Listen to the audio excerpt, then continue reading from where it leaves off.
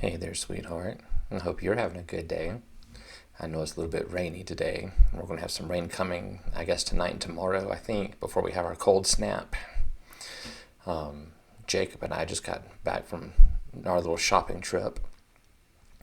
And yeah, we're trying to experiment with no naps, and he's getting tired. And I realized he's so used to sleeping at night the length of time he needs if he's going to have a nap. So we're going to have to adjust. He was struggling on the way home and falling asleep in the car. So he's actually that's his head. That's the pillow on the chair, and uh, that's his head right there. He's taking a quick little siesta. I'm gonna let him have maybe half an hour and wake him up, and then get him in bed earlier than normal. Um, yeah, nap time's great because it gives you a break, but I think I actually prefer him going to bed early because that gives me an hour, hour and a half at night before I go to bed to kind of have my time.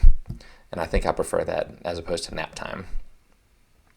But anyway, yeah, you mentioned that you wouldn't be able to go to the gym tomorrow, but if you want to, we can still go Tuesday. I want to try to go both days. I want to attempt. This week should have been, if you remember me telling you that every 4 weeks I do what I call a recovery week. This week is supposed to be recovery week, but since I've pretty much gone the last cycle without working out, I'm going to use this week as more of like a slowly ramp back up week. And we'll see how my elbow holds out. It felt strongish Friday, and then after Jacob hit me, I felt like I took a couple steps back, but it's a little better today. Like I feel like I could do a little pushing with it. I haven't tried anything like the motion of curling, like bicep work. Um, I'm gonna try not to until it's bicep day, and hope that I can hang in there.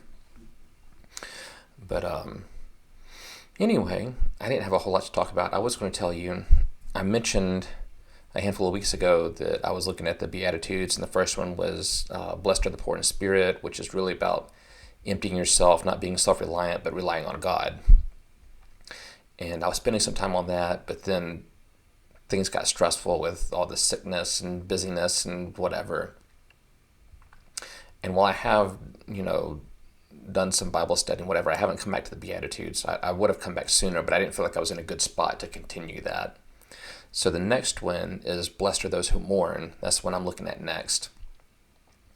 And so what I'm trying to think through is it's less about mourning like your personal. I don't want to say this like I'm making light of it, but it's not about like mourning your personal sadness. It's more about recognizing your own sin, your own inability to take care of yourself, to save yourself, and also that of the people around you, and maybe even the world in general, and coming to God with that and mourning to God about, you know, we're broken, we're sinful, we can't do this on our own, which is, of course, building on emptying ourselves. It's the next step. It's like, okay, now that we realize we can't, we turn to God and go, oh no, we can't do this on our own, which means we have to rely on God. It's a dependence on God, which is always what, if you read the Bible, that's always what he's saying is, come to me. I want you to rely on me. Trust me. Don't rely on yourself. Trust my judgment, my, uh, uh, what would the word be, like him providing for us, his, I don't know, you're better with words than I am sometimes. Maybe you can think of the right word there, but I'm trying to say his blank for us, which is like him providing for us. Anyway, but yeah, that's the next step I'm taking is that morning step of, okay, we are broken and empty and unable to save ourselves, and we are sinful and naturally um, not righteous. And so accepting that, turning to God, and making sure that at every step of the way we're not relying on ourselves, that we turn to God every time. And that sounds really simple. And, you know, up here it's like, duh. But I'm such a I'm the type of person that when a problem surfaces, my first thought is, what do I do? And I'm immediately spinning the wheels of how do I tackle this or overcome it, or whatever it is. And so this is a really good reminder to take that step back. It's not me. It's not self-reliance. It's always reliance on God. So I want to dig some more into that study and do some more prayer on that. I'm excited about this, going through the Beatitudes. I like that.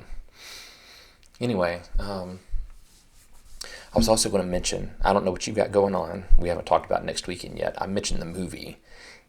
If you're free next weekend, we could load up the three of us and we could go see it. And then maybe in another 2 or 4 weeks, then we can do our target practice. So we got a few things we can do. We don't always have to do it every weekend. I don't have Jacob, but some things to look forward to. And I felt like there was one more thing I was going to mention. I don't remember. I will tell you, Jacob has been talking about you today, and even, he's got limited vocabulary to express his feelings and emotions and whatever.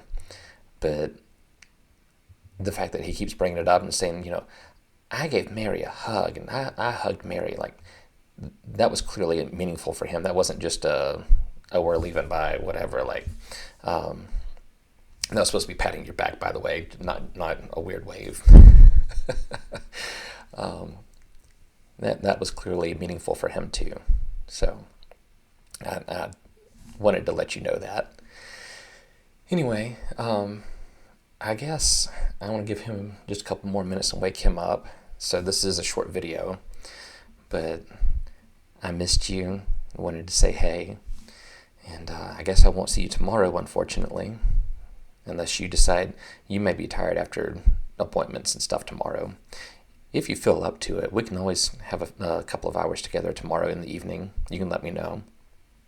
But anyway, I love you, and whenever I do see you, it'll be a good day.